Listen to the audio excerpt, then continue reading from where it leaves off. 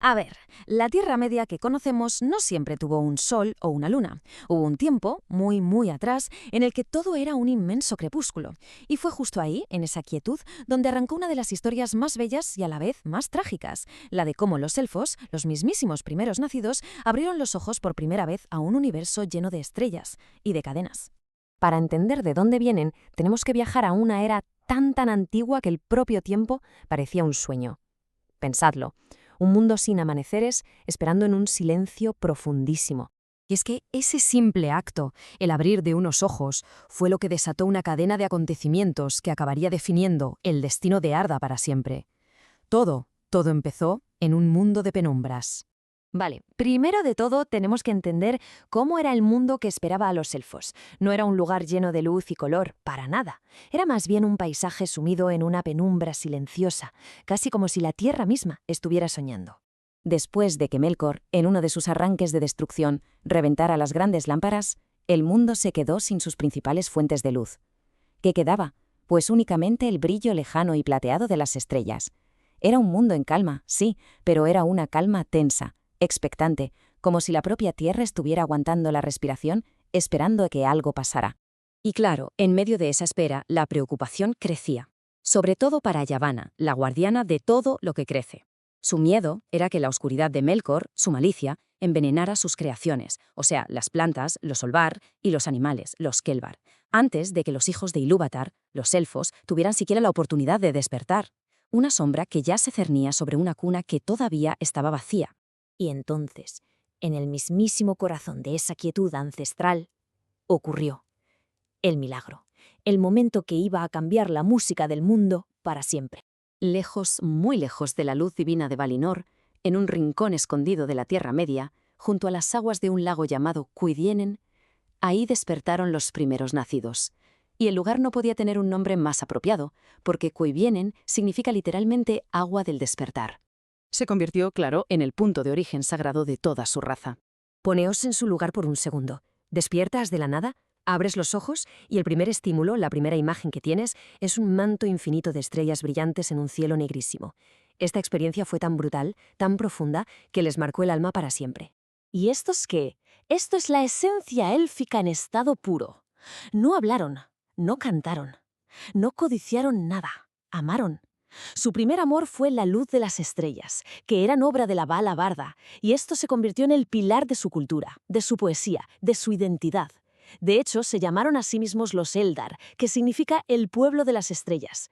Y así fue como el mundo divino se enteró de su existencia. Orome, el gran cazador de los Valar, oyó sus cantos mientras cabalgaba y se quedó absolutamente maravillado. Pero claro, los elfos, al ver a esa figura tan majestuosa, tan poderosa, sintieron un miedo primario. Un miedo que, por desgracia, ya tenía una razón de ser. Porque la luz de Orome, lamentablemente, no fue la primera presencia sobrenatural que se encontraron. Antes que el cazador, ya había llegado la sombra. Y aquí vemos el terrible dualismo que marcó su nacimiento desde el minuto 1. Por un lado, la majestuosidad y la luz de los Valar con Orome, y por otro, la corrupción y la oscuridad de Melkor, que se movía en secreto. Dos fuerzas completamente opuestas descubriendo a los recién nacidos, casi al mismo tiempo. Y aquí está la terrible verdad. Antes de que Orome llegara y escuchara sus cantos, los espías de Melkor ya habían notado su despertar. La sombra había llegado primero, y su primer contacto no fue de asombro, no, fue de depredación. Y aquí se desvela una de las mayores y más oscuras tragedias de todo el universo de Tolkien. Melkor, en su odio por todo lo bueno, no creó a los orcos de la nada. Lo que hizo fue tomar a los elfos que consiguió capturar y se los llevó a rastras a su fortaleza de Autumno, y allí, mediante torturas y artes oscuras, los corrompió, retorciendo sus cuerpos y sus espíritus hasta que no quedó nada de lo que eran. Los convirtió en una burla grotesca, una parodia de sí mismos. Esta fue, sin duda, la primera gran herida infligida al mundo. Cuando Orome volvió a Valinor con la noticia, la reacción de los Valar fue inmediata y, vamos, contundente. Esto ya no iba de poder, iba de protección. La deliberación fue muy clara. No podían permitir, bajo ningún concepto, que los recién despertados hijos de Ilúvatar fueran corrompidos por Melkor. Así que se prepararon para una guerra que iba a sacudir los cimientos de Arda, no por gloria, sino por el deber de proteger a los inocentes. Y la guerra que se desató fue de proporciones épicas. Los Valar marcharon sobre la Tierra Media y sitiaron la fortaleza de Utumno. El clímax llegó cuando Tulkas el Fuerte se enfrentó a Melkor cuerpo a cuerpo y finalmente consiguió someterlo. El Señor Oscuro fue atado con Angainor, una cadena irrompible que había sido forjada específicamente para él. Su sentencia fue un encierro de 3 largas edades en las estancias de mandos. Esto trajo un periodo de paz para el mundo, una oportunidad para que los elfos crecieran sin el miedo constante de la sombra. Una victoria total. O bueno, eso parecía en aquel momento.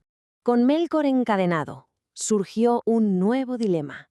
Y este no se podía resolver con la fuerza de las armas, sino con una elección que iba a dividir al pueblo élfico para siempre. Los Valar, queriendo protegerlos, les hicieron una invitación: abandonar la Tierra Media, que todavía estaba llena de peligros, y viajar al reino bendecido de Valinor. Pero claro, la elección no era nada fácil.